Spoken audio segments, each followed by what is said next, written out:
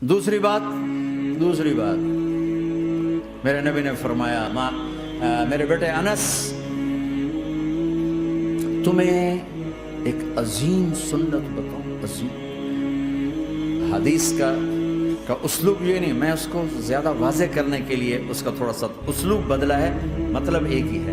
میرے بیٹے انس، تمہیں حدیث پڑھ سناتا ہوں۔ یا بنی ان استطعت ان تصبح وتمسي وليس في قلبك غش لأحد فافعل، ثم قال وذلك من سنتي ومن أحب سنتي فقد أحبني ومن أحبني كان معي في الجنة۔ اس کو میں یوں بیان کرتا ہوں، میرے بیٹے انس، تمہیں ایک عظیم الشان سنت بتاؤں۔ ذالکہ کا ترجمہ، میں تمہیں ایک بہت بڑی سنت بتاؤں، بہت بڑی سنت۔ ہم تو ذرا ابھی نیچے چل رہے ہیں۔ میرے نبی نے کہا بڑی سنت بتاؤ۔ کہا یا رسول کیا؟ کہا صبح شام اپنے دل کو لوگوں کے بغض سے صاف کر دیا کر۔ جس گھر کو صبح شام صاف کیا جائے کتنا وہ چمکدار ہو جائے گا۔ جس کپڑے کو صبح شام دھویا جائے، پریس کیا جائے، کتنا چمکنے لگ جائے گا۔ تو دل بھی ایک گھر ہے، دل بھی ایک کپڑا ہے، اس پر داغ لگتے ہیں۔ جب میں کسی کے ساتھ نیگیٹو ہوتا ہوں تو اس کا اثر اس کے دل پہ جاتا ہے۔ تو میرے نبی نے فرمایا بیٹا، چونکہ آندھی بہت زیادہ ہے تو صرف ایک دفعہ جھاڑو دینا کافی نہیں ہوگا، صبح بھی جھاڑو دینا ہے اور شام کو بھی جھاڑو دینا ہے، اور رات کو سونے سے پہلے یہ کہہ کے سویا کرو یا اللہ میں نے سب کو معاف کیا۔ کوئی معافی مانگنے آ جائے تو دیر نہ کرنا، فوراً معاف کرنا، اور تم سے خطا ہو جائے تو معافی مانگنے میں دیر نہ کرنا۔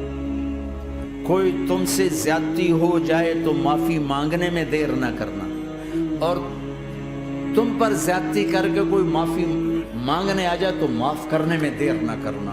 اللہ کی رحمت تم ایسے چھاؤں میں لے لے گی۔ دل کو صاف رکھو، بے حساب جنت میں جاؤ گے، بغیر حساب جنت میں جاؤ گے۔ دلوں کو صاف کرنا سیکھ۔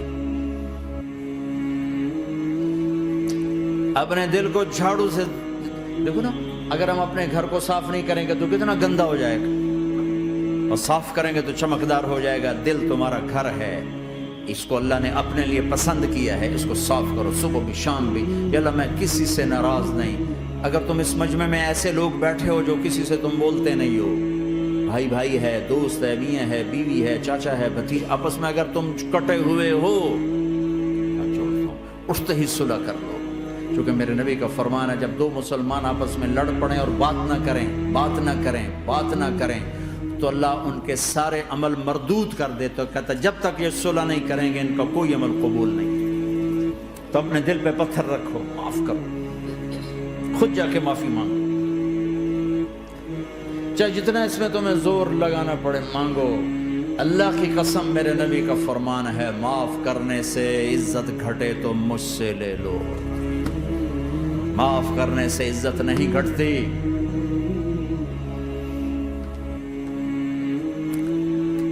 ہے ایک بچے نے معافی مانگی اور ماں اس کو کہہ رہی تو اتنا بے غیرت ہو گیا ہے کہ تو نے معافی مانگی۔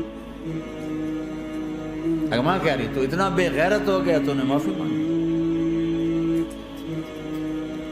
ماؤں کا یہ سبق ہوگا تو اولاد کیا کرے گی؟ آپ سوئے ہوئے ہیں، سفر میں ہیں، میرے نبی ایک بدو آیا، غورس اس کا نام تھا، غورف۔